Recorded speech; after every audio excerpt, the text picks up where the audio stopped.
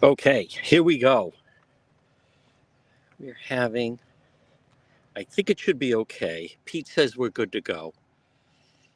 Having minor audio problem. I am shocked, but we're just going to push through it, everybody. We're going to push through. Yep, because it is day 23, and we're going to juggle all the news. I mean, I am well aware. Let me just double check. I think the audio. Yep, the audio sounds very good. Okay. Yep. I am well aware is what I was going to say is that there is a blizzard right now in the Ocean State. It is in the Northeast. New York is getting pummeled. Boston is getting pummeled. We are not getting, yes, pummeled here. Thank goodness for that. No. And I'm not going to get into, this isn't like a ha ha ha or anything like that. I mean, it is what it is. It's good weather. It's actually beautiful weather. There is Nancy's home. I will share with you that the media is definitely thinning out a little bit. That's not a bad thing. Makes it easier for us. There is her home. That is the home of Nancy Guthrie. Now, we do have some news on this day 23. We're live right now on our Facebook page, on YouTube, on X, and also in just a couple moments, we're going to be live on AM 1380 and 99.9 FM. I am at the top of this. This home, there's a couple of them up here, and they lead, if you go straight, you go right to Nancy's front door.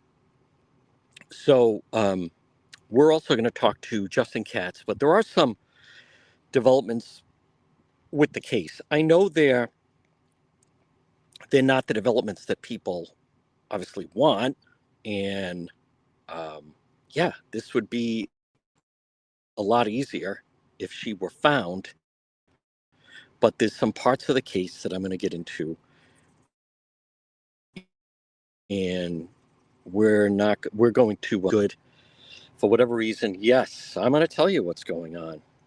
Elizabeth, a lot of times I'd like to just a suggestion, folks. When you walk in, you want to maybe just kind of wait and see what's what answers are maybe provided to you. There I am. That's on X. Maybe just kind of. It sounds nice and clear to me. Yep. All right, and we're 2 minutes out. 2 minutes out. Now, just so everyone understands, so it's day 23, and let me say a quick hello to everyone. Just to start off, just so I know you're, looking at the view of her home. Nope, I don't want that one. And it's just easier for me to operate this way. But I'll just do a quick hello to everybody. There we go. Yes, folks, and here we are again, day 23, Monday. Where is Nancy Guthrie? We remain in, these are the Catalina foothills, which is absolutely beautiful. Live coverage on the ground. Thank you to everyone watching on Facebook and YouTube. So many new people this hour, depending on where you are. In the Northeast, it's going to be 1 to 2. In out here in Tucson, it's actually 11 to 12. California West Coast is 10 to 11. I've been getting questions from people in Hawaii. I don't know what time it is. I'll have to check what time it is in Hawaii. I can't. I'm flattered that people want to watch, but I actually don't know what time it would be. But I will look it up. I will try to get back to everyone on that. But we'll keep it, I think, right here. And we're going to begin momentarily and work in a lot of news. What I think at the very least is, and we're going to start right now. It is 6 minutes past the hour, and I am well aware in different parts of the country right now. If you're in the Northeast and you're listening on AM 1380 or 99.9 FM, or maybe at our website DePietro.com. It's not this. This storm might surpass the blizzard of '78. So, but New York is getting pummeled. New England's really getting pummeled. All of the Northeast. It's a horrible storm. I know they're telling people to stay off the roads. I know there are people that are losing power. So I would just, there's nothing you can do about it. You want to stay in, shovel if you can. On our Facebook page, we have where you can post photos. Once the snow goes away, check out the website. DePietro.com has links to all of our social media, and it's brought to you by the Coesit Inn, 226 Coesit Avenue, West Warwick. Remember what we say, lunch, dinner. Who said drinks in the lounge? I said drinks in the lounge, and they're waiting for you at the Coesit Inn. And also, someone had asked me, they were having problems with their, what did I recommend for propane? Go online at propaneplus.com. Residential or commercial, you can depend on Propane Plus. And their website is 24/7. It's Propane Plus and online at propaneplus.com. It's the Johnson family. That's right, serving Rhode Island and Massachusetts. You can depend on Propane Plus. Now, no one should be on the road today. It's not lost on me. For those of you that are watching, and again, we're live on Facebook, we're live on our YouTube channel, and we're live on X. It's not lost on me that you're looking at a beautiful blue sky, and that's just the weather out here in the Catalina foothills. But if you're in the Northeast, I don't know about today, but you could always call Propane Plus at 401-885-4209, or in Massachusetts, 508-252-3359 for Propane Plus. So it is day 23, and Nancy Guthrie is still missing. And I know people want, what's the latest, and where is she, and I like the people, did they find her? As if I would bury the lead. I assure you. By the way, if you're watching on Facebook, you can share that you are watching. I don't think anyone's probably working today. I don't know if anyone's going to be working this week. You can share. You can send stars. If you're watching on YouTube, make sure you subscribe. Just hit the subscribe button. It's free. And then you can always send super chats. But I think there's a story in the Daily Mail, and it focuses on the sheriff in this case. And I think that this is really interesting. I'm going to try to show you. I think you can see. So as far as Nancy Guthrie, there's Sheriff Christanos. And what the Daily Mail story, and despite what people may think about them, they are always first. And they break so many stories, the Daily Mail. But according to sources, he has restricted all the information on this Nancy Guthrie case to himself and then two of his top people. And I don't know these individuals. And one is, in fact, and I'll go over their names. There's one of them. By the way, if you know these individuals, please contact me. I'd like to just learn more about them. I haven't heard anything negative, but he is, without question, the sheriff running the investigation, and he just won't share information. So you have Chief Jesus Lopez, I believe that's the chief, and then you have Captain Juan, no relation to me, Carlos Navarro, which is the name in Ozark. So from what they are saying is there's just three decision makers in the case, and they're running everything through those three. Now, at the first press conference, and I went back over the weekend, and at the first press conference, we saw Sergeant David Stivers. We haven't seen him since, officially in charge of the case. But according to the Daily Mail, any information he receives is passed straight up the chain. He was at the first press briefing. Again, if you're a family member of his, you know him, work with him, friends with him. I don't know him.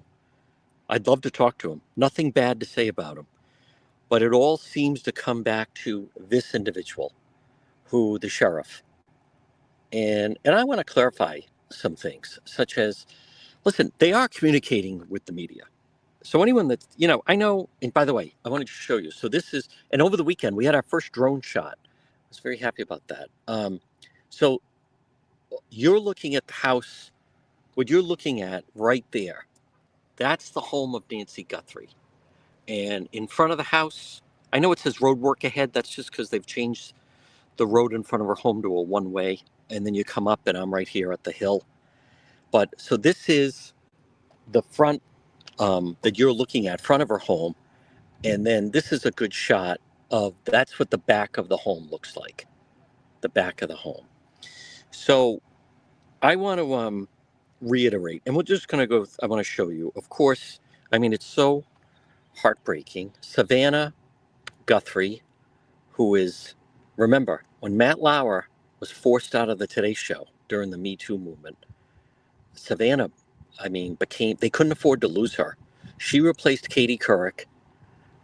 Savannah's well compensated. I didn't say a billion, but when you go 10 years and you're making 12, 15, maybe 20, I mean, I think Lauer was pulling in big money. And I can't imagine then that she didn't start to go towards that. But there's her and her mom. I want to go back to in what I'm going to tell you. I think this is all again in the Daily Mail. I think this is a good shot that shows the three investigators on the case, and also a photo of Nancy. Again, it's in the Daily Mail. I know some people knock. Listen, some people knock the Daily Mail and the New York Post, but I think I know they're both solid. Some people knock Fox News, and they're totally solid. But I want to come back to, and I'm going to talk about this. So now we have a lot of video up. Yesterday, that was just those women from Mexico that showed up and started digging next to the property. And the sheriff came out of their car and like, what is going on? And I didn't know what, I mean, that was, if you've seen the video, it is just, I know people say there's nothing funny about this. Well, when these ladies arrived from Mexico and started going on the property and into the property, the lawn next door, and no one stopped them. I mean, that was different. That was different. And then they went on the property next door. But I want to touch on, I want to bring you back.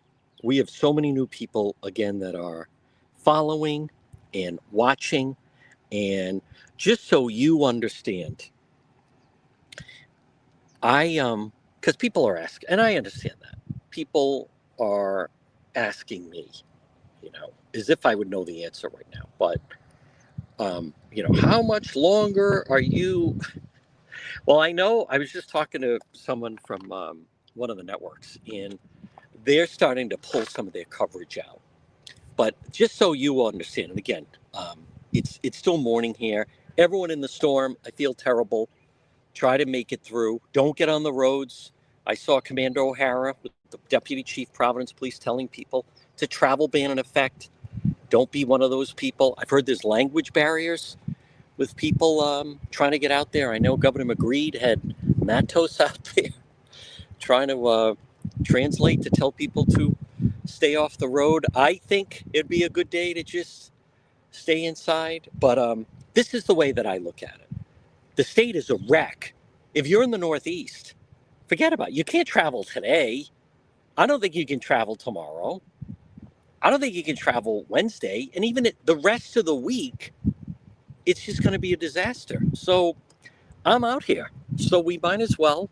And it's gone phenomenally well with so many people that now have, discovered my content and certainly like it. So how long am I staying out here? I don't know. But I'm certainly not rushing back with the state's been declared a state of emergency right now. Now, this is important. If in fact you are dealing with an emergency in a situation like this, someone might have a fire, or you may have a flood in your home. Ice starts melting, pipes burst, A lot of things can go wrong. I'm here to help. If that happens, what you want to do is you want to contact Serve Pro of Providence. Serve Pro of Providence. When disaster strikes, you can depend on Serve Pro. Fast, thorough, professional. Call them 401 941 5500.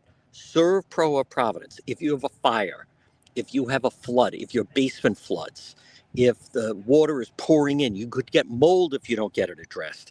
Serve Pro of Providence, 401 941 5500. Let me also just remind people about, I think, one of the largest elements of this story with Nancy Guthrie. And again, we are here in the Catalina foothills as the search continues for her, is to have the simple ability of putting a fence up around your property. Call owner Mike Rizzo at capitalfenceri.com, 401 618 4407. Riz will handle it. Based in Cranston. Fence and gate. Free estimate. Serving Rhode Island and Massachusetts. Highest quality. Repair and maintenance. Licensed and insured. Capital Fence. And online at capitalfenceri.com. Call my friend, owner Mike Rizzo. He's the real deal. 401 618 4407. All right. As far as the Nancy Guthrie case, I think it's very important in these situations because they can go sideways. And I remember my experience in dealing with some of these cases, people just start to put out ridiculous things. And I'll provide some examples. And then we are going to talk to Justin Katz at the bottom half of the hour. And then, anything that develops, we will bring you live coverage. But something that I want to stress, such as there are some people that say she could be anywhere. Well, that's not true. Whoever committed this, whoever was involved in this, the phrase said by Lieutenant Danny Gannon, and if you know Gannon, you can call him, tell him I'm still quoting him. They go where they know. People suddenly in a situation like this, they don't suddenly start exploring other options. They're not flying someone out of the country. There are people that are exploring that and they're going down that angle. I am not. That hasn't been my experience. So they go where they know. I like to bring this full center. And what I mean is you got to go back to the basics of the case. And for those of you that are watching, look at that home right in front of you. And as we have talked about, there's no streetlights here. By design, the Catalina foothills, it's such a beautiful area. I've spent so much time here. I feel terrible for Nancy. I feel terrible for Savannah. I feel terrible for the brother. But I do not believe the timeline. I don't believe the timeline that has been put forward. And I want to go back. I know people, you had those women from Mexico yesterday that started digging next to the house. I want to come back to the way I view this. They're the problem. The problem is the gentleman on the right is the sheriff, or whatever side you're looking at. The sheriff is believing the son-in-law. I want to be very clear. I am not accusing him. I'm not accusing the son-in-law, Tommaso, who's originally from Italy. We don't know where he is. He's been silent. It's possible. That is possible that Savannah said, don't say anything. It's possible. I don't think the police would say, we don't want you to say anything. But the reason that I say these two individuals are the problem is the individual, the son-in-law, he gave his version of events on the night in question. And the sheriff just has parroted it. And to me, that is where we are stuck. Because the son-in-law, even though I don't know if they're married. I mean, I think she calls him her husband. But my point is, his story is he drove her back here on the Saturday night, Nancy Guthrie, pulled into the driveway, she got out, garage door went up, she went inside, garage door went down, he drove away. Now, we don't know anything else. between 9:30 and quarter of 10. So now that doesn't make sense to me. And then what happened after that? It's posted about the timeline. Various people have posted about that, even law enforcement. They saw something was detected on a camera. Could have been a person, could have been an animal, unknown. They do believe. I want to also remind people there's a lot that they haven't told us. There's a lot that they haven't told us, but by all accounts, it is described that it was not a robbery. It wasn't a robbery. So I come back to, why would someone go in the home, and then more importantly, why was she removed from the home? And then we got this footage um, in the second week of this figure. We don't see this figure entering, but this figure, and a lot has been made of the backpack, the jacket. They've gone after gloves. The sheriff is saying that they're having a tough time with DNA. Who is this? Her blood was found on the front steps. I want to come back to who would, and this to me, and we are going to talk to Justin Katz, managing editor of anchorrising.com, just get his thoughts on some local stuff. I enjoy talking to Justin, um, and I want to share something about Governor McKee. But no matter what, and people are putting out all kinds of and now the problem is conspiracies start to enter the picture. And not that they haven't from the beginning, but the people commenting it's fake, these are crisis actors, it's not real, tied into Epstein. But my experience has been many times these cases, they're not as complicated as some people make them out to be. So I want to be very clear. You can believe whatever you want. I'm not trying to convince you, but I come back to, and I just keep coming back to these points. If we're to believe, so they went in, this was a high risk move, pitch black. It's not desolate like middle of nowhere. It's secluded. It's very private. The Catalina foothills, everyone has an acre of property. What a beautiful place. That's the home that Savannah grew up in. That's the home that Nancy has lived in for 50 years. The Catalina foothills, it's a very desirable. I see the appeal. I mean, it's fantastic up here. As long as you can get out of here in the summertime when the temperature gets up to 115. But I come back to, why would someone go in there and abduct an 84-year-old woman? But let me back up for a moment. More importantly, who would know that she's alone? Who would know that 84-year-old Nancy Guthrie, this to me is the crux of the case. Who would know? Lives alone, no alarm system, no dog, and that she's not in there. And I know not everyone's going to listen to this, but there are people that, what I don't believe, by the way, the ransom notes, I don't know what that was all about. I don't know what to make of the ransom. I'm not convinced that that was legit. But to me, it begins and ends with that.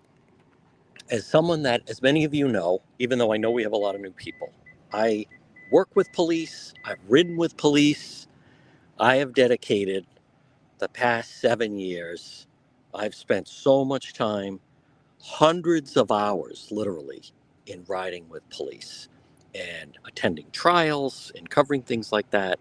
And I still come back to, it's ground zero.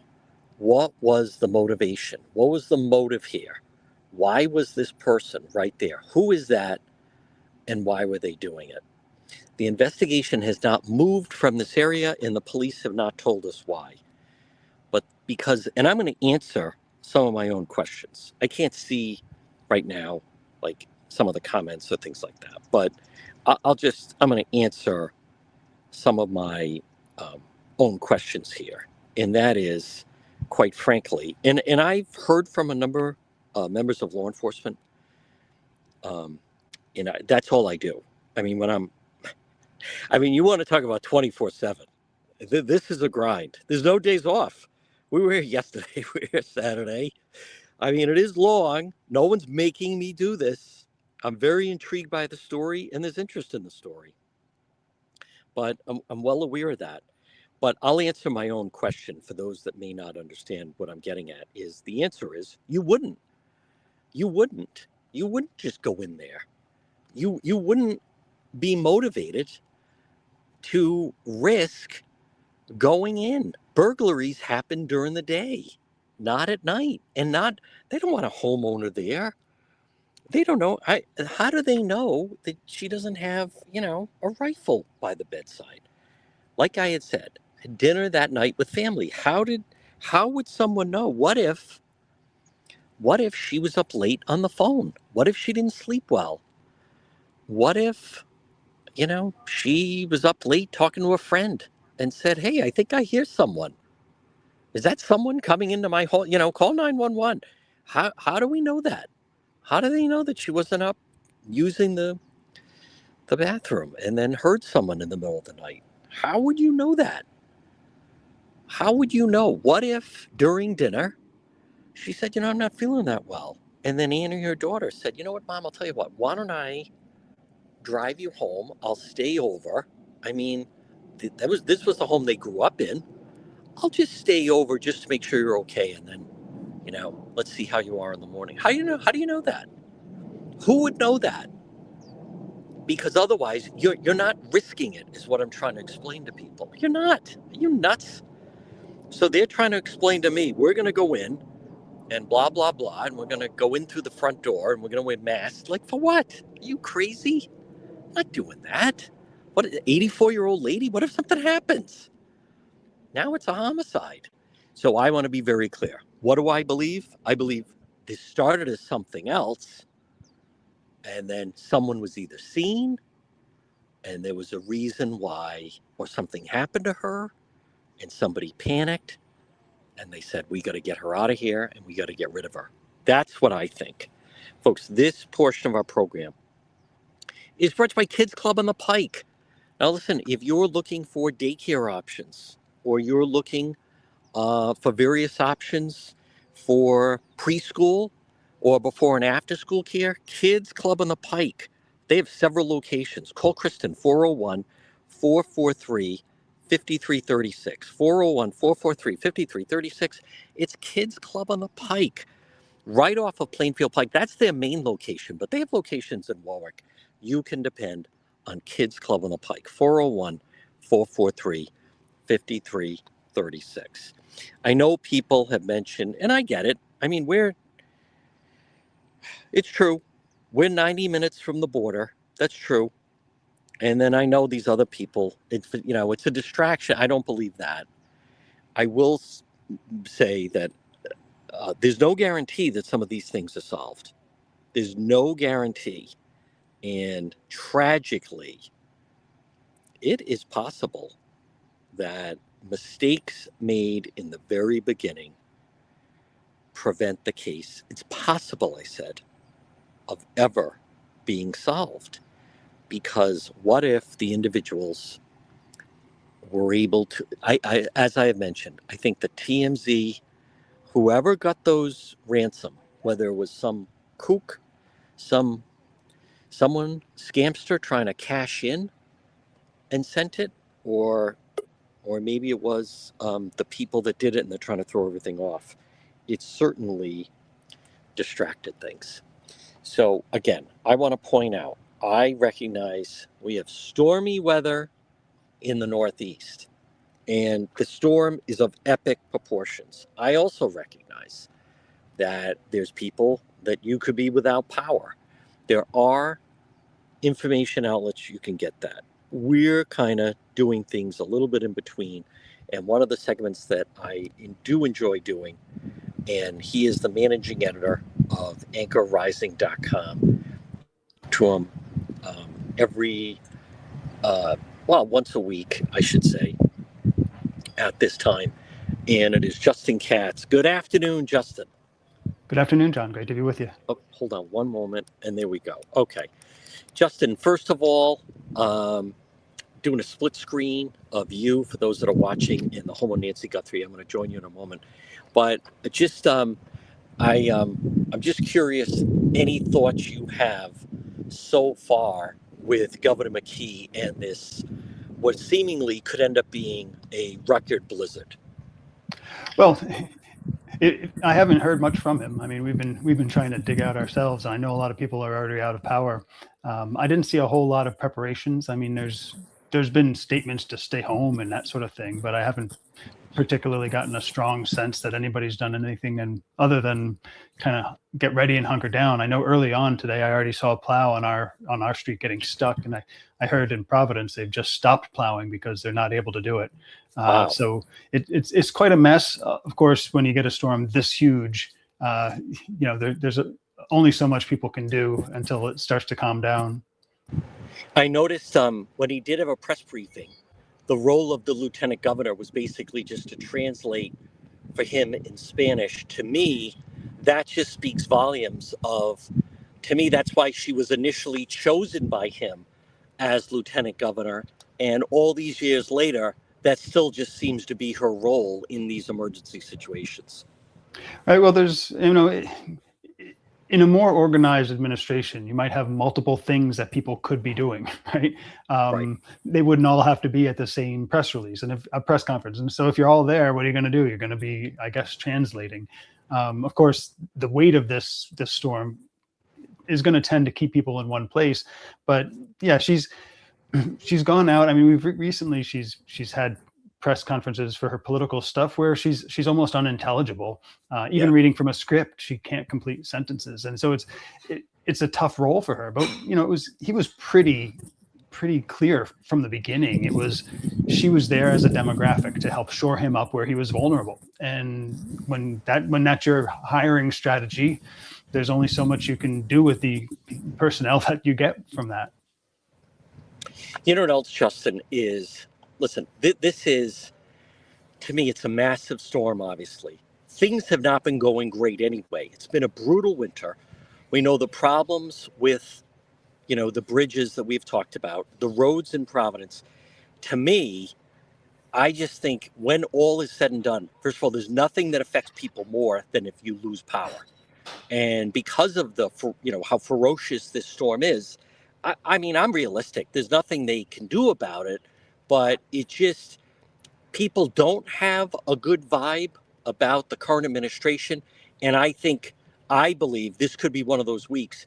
He thinks that he could rise to the occasion and be Joe Garrahy, and he's up there with the RI cap and everything else. But I think because of the frustration people are going to have, that he could just enter the point of no return. That's my thought.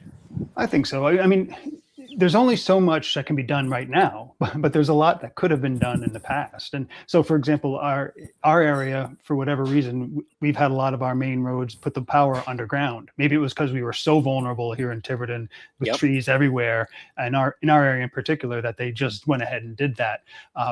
That should be done. That could be done. But what are we doing? We're doing green energy garbage. We're ensuring that everything is a jacked up price for union labor and everything we do. We should have all of our power underground by now. It's not that big of a state, but we can't do that. That's the sort of thing that would prepare you beforehand. Our bridges should be all structurally sound so that there's no question of getting trucks over them. There's no problem with damming water, causing ice problems. These are the things we should be doing all along. So there's only so much the governor can do but sit there and try to look like a pretty face for the cameras on a day like this. But this is all stuff he should have been doing, and it's all stuff his party should have been doing for the past 70, 90 years, however long they've been dominating the state government. Justin, I'm also curious your thoughts. So last week, just a couple of things. Congressman Seth Magaziner, there was a story about him, unannounced visit supposedly to Wyatt Detention Center. And Phil Eel, I think he wrote a letter actually to the Rhode Island Current saying, I would hope that others would visit and that type of thing. But what stands out to me is ICE even put out a statement today saying Magaziner did visit the Wyatt Detention Center to meet with ICE detainees February 17th. It was not an unannounced visit. Preparations for the visit began January 29th when his office made a formal request to tour the facility. What do you make of the fact that he puts out, to me that's like a photo op, here I am meeting with ICE detainees at Wyatt. And then we learned this had been in motion basically for almost 3 weeks. Yeah, and that's all well and good. I mean, a congressman should try to make preparations, right? I mean, there's no problem with doing that, but it's the drama of it. It reminds me of there's footage online of a journalist out in a storm in a canoe pretending she's in a flood, and people kind of walk by with the water up to their ankles. I mean, it's that sort of thing with the senator, the congressman, and he's so phony. I mean, the guy doesn't even live in his district. But what really struck me about that is he's at Wyatt, and just a few weeks ago on Anchor Rising, or maybe it was last week, I wrote about an article where they're talking about those the detainees from ICE and the group that's promoting this. And I don't know if Seth Magaziner mentioned it, but Phil Eel certainly did. Is this AMOR group? They don't believe in prisons. They don't believe there should be anybody in prison. Where is this question? I mean, where are the people? Where's the journalists? You get Katie Mulvaney from the Providence Journal promoting Phil Leal's article. And it's literally, as you said, just a way to get other politicians to get on board. Like, why aren't you doing this too? That's what they're using this for. They should be, if they were journalists, they should be going to Seth Magaziner and saying, what do you think of this AMOR group and the fact that they don't believe in prisons? What do you think about the fact that their main inside source calls himself Lenin, like the communist totalitarian? I mean, there's no questions like that in the news media. So he gets away with this photo op, like the phony journalist. I'm unannounced visit to catch ICE in the act, when really it's been planned. But it does show the bad faith, I think, of Democrats, is that they make it seem like they're fighting ICE. Their unannounced visit, he stormed the prison, but he worked with them, which he should. And that should be a respectful relationship he has with law enforcement. But he can't muster that because he's phony, and his party base does not want that sort of responsible leadership. And you also, what the local media doesn't break down just quickly is, I mean, think about this. So there's people being held at Wyatt that they're from, pick a country, Guatemala and El Salvador. They, were caught here involved with the drug trade or something even more, violent crime. He's going there to sit with them and check in on them. I mean, it's so preposterous to me. Like, what are you talking about? But it's treated as like he did this great thing. Hopefully others will follow suit. Now, Justin, I haven't had a chance to get your thoughts on the events. Obviously, the tragedy in Pawtucket. Look at how fast the news cycle moves, where you had the tragedy in Pawtucket, and that dominated the news, and now the storm and so forth over the weekend, the situation with the attempt at Mar-a-Lago.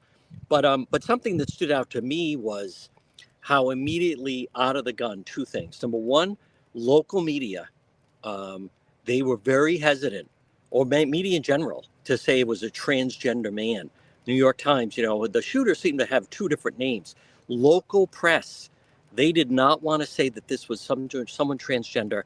The locals, starting with Governor McKee, immediately went into gun violence. I give Mike Chippendale credit for saying, at the very least, it's worth having a conversation of, is it possible that someone that mixes gender changing surgery, all the drugs that go along with that, and then mixing that with steroids, when you have someone who is, acting odd to begin with, this whole thing was not only so bizarre, but how the local media, they were so defensive to say that he was transgender. Oh, certainly. First, they kind of hid it, and then they started dead naming him, saying him when they definitely would not if he were the victim. That was the first wave. The second wave, and a lot of that started with, I think, Speaker of the House Joe Shekarchi putting out a press release saying, well, first of all, saying using the gun violence thing, and second of all, saying we think there might have been some domestic abuse involved. Just that's how we're going to change the topic on this. But what's striking with Mike Chippendale is he was commenting. I mean, the Democrats jumped in with the gun control. They went and they found he had handguns, this particular person, but they went back to his storage unit in Maine and found the scary assault rifle type stuff. And those pictures were everywhere. They weren't even in the state, but they had to go find them. So that made the story for them. But Chippendale was pointing out that the guns he used would have been illegal in a state. They held too many bullets. What laws are you going to pass? what could you, and so he's making that point to them. And already Democrats, the wacky Democrat who runs the East Greenwich Democrats jumped in with it to sort of blame him. Oh, how dare you talk about, gun policy when people are suffering? And Peter Nerona, the Attorney General, jumped in to say, well said. I mean, I saw that. The mindset here is insane. I mean, this was they jumped into gun violence, the Democrats did. And it's absolutely accurate to describe it that way. But as you said, with the transgender and the social issues involved, I mean, I haven't checked it today, but I think as late as yesterday, the Boston Globe's Rhode Island page was almost dominated by, it's so complicated, it's so confusing, we can't get to the bottom of this, it's just a big mystery. He's like, no, it's not. The guy was starved for attention. That's why he had Nazi tattoos. That's why he mutilated his own body. He was starved for attention. It's not that complicated. We should be able to have this conversation and start to acknowledge this, but they can't. They're just so deeply into this mania, this radical identity mania. They just can't be honest about it. And it's interesting to watch. I wish it were just not a tragic situation like this. Folks, it's time for Katz's Corner. This is a story that Justin Katz has found. And what do you have for us this week, Justin?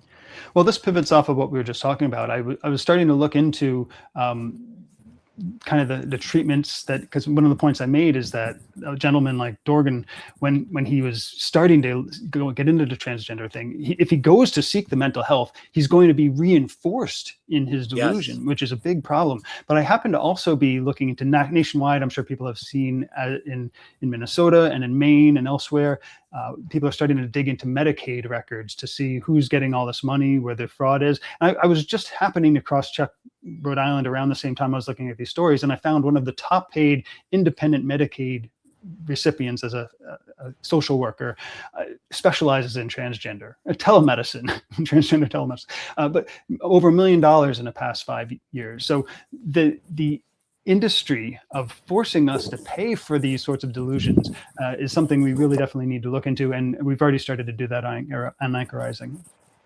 Folks, again, Justin Katz, managing editor, anchorizing.com. Justin, excellent job as always. Good luck in the storm, and we'll talk to you again. Yeah, enjoy the weather, John. It's nice to see the sun, at least on the screen. I'm not trying. That's certainly not the notion of, I know. But I do appreciate that, and I appreciate that. Thank you, Justin. All right, folks, talk to you soon. Thank you, Justin. And again, folks, Justin Katz, managing editor of anchorizing.com, right here on the John DePietro. So I saw someone put it's 8:42. It's 8:42 in Hawaii. So Hawaii is 3 hours behind. 3 hours behind where we are. Again, I want to reiterate and just go through some of the news, and I want to make sure I don't miss anything. But for those that were looking for an easy solution with the Nancy Guthrie case, which has brought me to Tucson, that's why I'm here. That's what we're investigating. That's what I have spent a lot of time on, and we're going to continue to. It is day 23. I want to just see DNA results are pending. Partial profiles may still yield results. And volunteer searches have kicked off in Tucson. So I think that is interesting that more volunteers are going to go out. I also want to reiterate to people, those people are completely, free to do that. But I'm not, they could certainly go and do that. I'm not going to discourage them. But as far as covering them, I think it is a lot. I think it's a needle in a haystack. I do. And I listen, I know that people want to help, clearly. And I recognize that people aren't sure what to do. But I want to go back to, this business. I like to deal in reality. Yep. Where is Nancy Guthrie? I don't know. Again, right now, we're live on AM 1380, 99.9 FM. But we're also live on Facebook. We're live on YouTube. We're live on X. If you're watching on Facebook, you can share that you're watching. You can send stars if you want to support the content. even become a subscriber, even better. When you become a subscriber, you're really a supporter. You're really a supporter. I mean, I do put more information there, and I put more information that I feel more comfortable sharing within a small group as opposed to posting everything. You kind of learn things first. And as we go along, I have some things that are going to go on the subscriber page. And then on YouTube, just make sure you follow the page. And then also, we have super chats. But the idea that whoever did this, as they're riding along, they're throwing gloves out the window. I don't. Again, everyone can have different opinions. I find that hard to believe. Yesterday, they located a backpack, but the odds that it's the backpack. So you pull off something like this. Let's go to a sewer near here and throw all the stuff there. I want to come back to, and there's some cases that you can follow. If you're really into, as they call it, true crime. Now there is, you can see, so someone does have a drone up. There's definitely less media here. The decisions by some of the media to maybe cut back on some of the coverage, just so everyone understands, it has no bearing on my coverage. Zero. For those wondering how much longer you're staying, the question is not how much longer am I staying? The question is, am I leaving? Is the way that this should be responded to. The Catalina foothills is just a beautiful area. And everywhere I go, I mean, people are just so gracious, and people that live around here are watching the coverage and come up. And I'm starting to see some of the same people, and their homes are just spectacular. And as far as the national media, I mean, they certainly can start to peel off, but we're not going anywhere on this day 23. But I want to come back to, and I know I'm trying to listen, we want to remain optimistic. Of course, we want to remain optimistic, but it's day 23. And is it really realistic that an 84-year-old woman, that Nancy Guthrie, would still be alive? I mean, believe me, I hate to say that, and she certainly didn't deserve it. And everyone has been praying and they're searching. But like I said, we must deal in reality. If you go back to, and I mentioned over the weekend, I was rewatching some of the first press conferences. And, even then, the first 2 days, they were talking about that they were describing her as someone who needed medicine every 24 hours, the pacemaker and the whole thing. So, I mean, you come back to, this was the first vulnerable adult, is how Nancy Guthrie, I know actually it's was described, vulnerable adult. So, and that was the first 2 days. 5'5", 150 pounds, 84 years old. Last seen evening of January 31st at her residence near East Skyline Drive, North Campbell Avenue. Unknown what clothing she may be wearing. So that was put out by the Pima County Sheriff. So I want a couple of things. And I listen, I didn't come to this lightly, but for those of you that watched, tragically, the Brian Walsh case with Anna Walsh, what happened to Anna Walsh? I hate to say this, but we got to deal in reality. If this troubles you, this is for adults. It's interesting to me. I put some things out and people say, how can you say that? They're more comfortable saying that she had a blue file in her closet and it's tied in with the Epstein case for whatever reason. But let me say this. I come back to Brian Walsh and Anna Walsh, where they got lucky. Authorities got lucky near the mother's condo. And by the way, I'm going to be featured a huge production on Fox Nation. I think it's either coming out in May or September. We filmed for hours up and around, and I'm in my car, and we have the full film crew there, and I'm retracing the steps of Brian Walsh.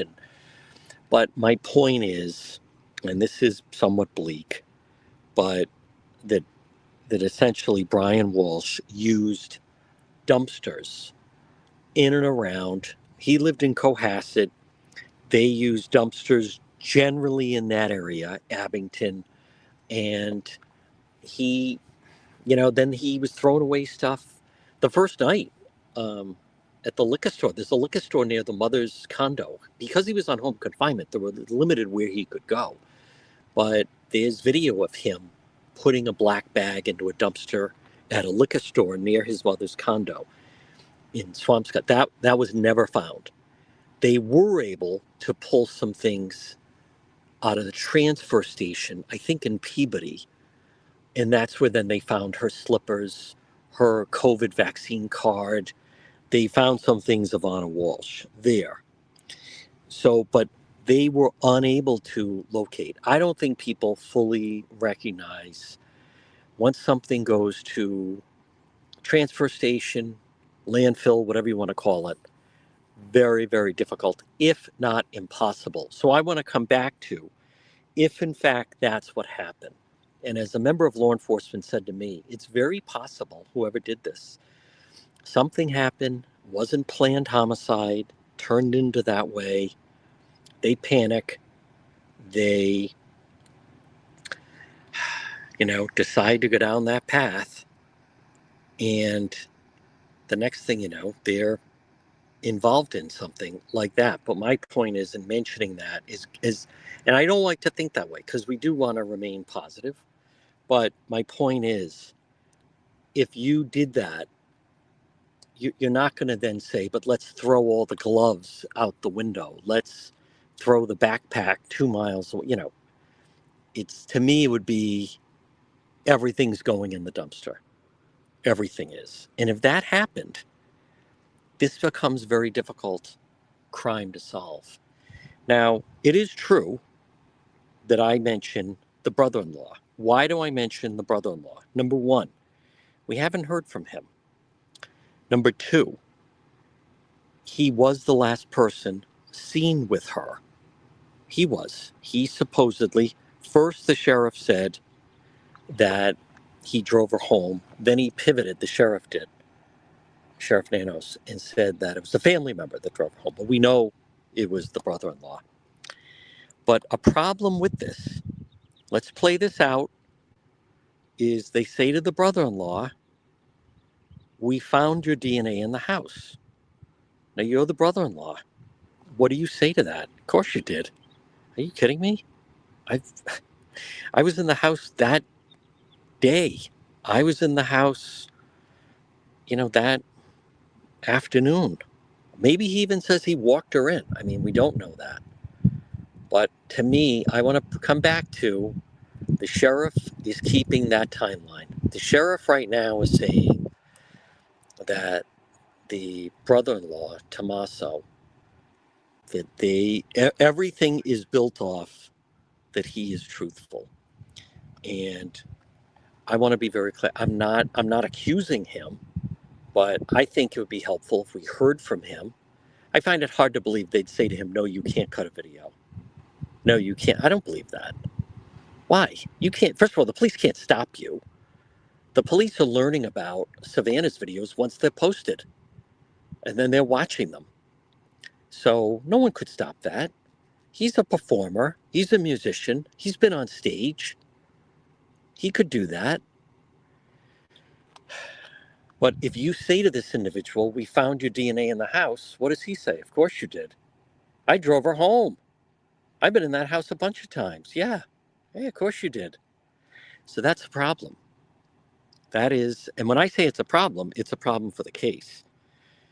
But I think that this case is very difficult. And I also want to be very clear. I believe, based on everything we've heard, that I think the sheriff should hand over the investigation to the FBI.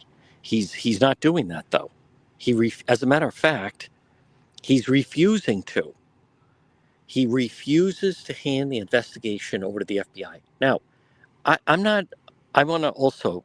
I'm not saying the FBI. Some people have a false impression of the FBI is great and so forth. And I'm not. Listen, they just have a lot of different toys. They're good with financial crimes. They have various things that they can pull, technical expertise. They're not particularly good with street crime because they don't deal with a lot of street crime. But right now, if everyone's wondering where is this thing sit, to me right now, it just sits that this guy is being stubborn. And I would say to him, by the way, I would say to the sheriff, I have made requests to talk to him.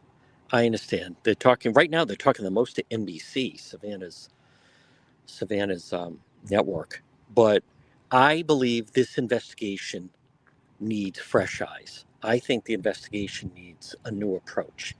I think the investigation needs someone else to take a look at it. I'll say this about the sheriff. He's obviously been successful and career in law enforcement. It's gotten him where he is right now. Can't teach an old dog new tricks. But much like, again, I want to pivot to a sports analogy. There's coaches that they only know one way. And the methods that there's been, as we've talked about, a lot of mistakes, going to a different lab, not sending everything to the same lab. But what the Daily Mail, what they have said is this investigation is being run by three people. And it's the sheriff and then two of his crew. And that's it. Tight lid, not sharing everything with the FBI. I can tell you, I know people are saying, yeah, but they said they cleared them. They cleared the family. Yeah, you can say that. You can say that. And then you say, well, but we got some new evidence and it brought us in a different investigation. But here's what I have heard is that the FBI would really like a shot at talking to the last person to see Nancy alive. And I'm not convinced that that person's even in the country. I don't know. They don't tell us. They don't say. But but my understanding, my read is this whole business of we've cleared the family is they're trying to get this individual to come in and talk to them again. But at the same token, if you're not accusing the person, then they, it's not like they didn't cooperate in the beginning. And then you search the house and everything else. So that is that's really, it's, as I've said, this is a tough case because I think in the very beginning, the way it was treated, I'm not accusing anyone, but just hear me out. And some people won't get this, but if everything stays, I don't believe the timeline. I don't believe the story that law enforcement continues to put out, which was the dinner, the drop off, 9:30, 9:45, garage door goes up, garage door goes down, and then something happens in the middle of the night. I don't believe it. You know what? It doesn't make sense because it doesn't make sense. That's what it is. Now, right now, if you are listening to the radio, stay tuned for the news. Now, for everyone else, we're going to be doing updates. Thank you, everybody, for tuning in. Again, I'm not like coming out of the box. It took me a while to get here, but one of the reasons why that I like to do um, whatever expression you want to use, boots on the ground type of broadcast and everything, is because you get a real sense of what it's like and what's feasible and what's not feasible. That's, what I think I have found valuable. That has served me well. And I am telling you, no, I don't believe the story that someone parachuted in the middle of the night and just in a very high risk manner removed an 84-year-old woman. I don't think homicide was the motive here. I think it was something else that turned into that. Maybe maybe she fell. Maybe, I don't know. Maybe she hit her head. I don't know any of that. But the story that we're being told, I'm telling you, does not make sense. All right. Thank you, everyone. We'll have more updates. Day 23. Where is Nancy? I'll take you out with, we'll walk to the bottom. I don't do that a lot because it can glitch. But, okay.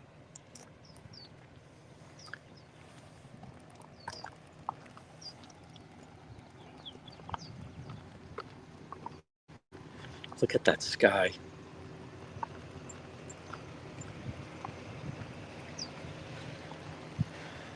And there is the home of Nancy Guthrie. Day 23. Oh, we got activity with the sheriff. Wait a minute. What's this? Something's going on.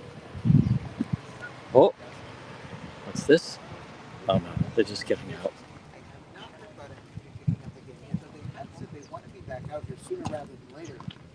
Oh, we're going to move the cone. It's best to leave the work to the professionals, but if people do come on the search, they want them to remember all the. All right. We'll be back. More updates coming.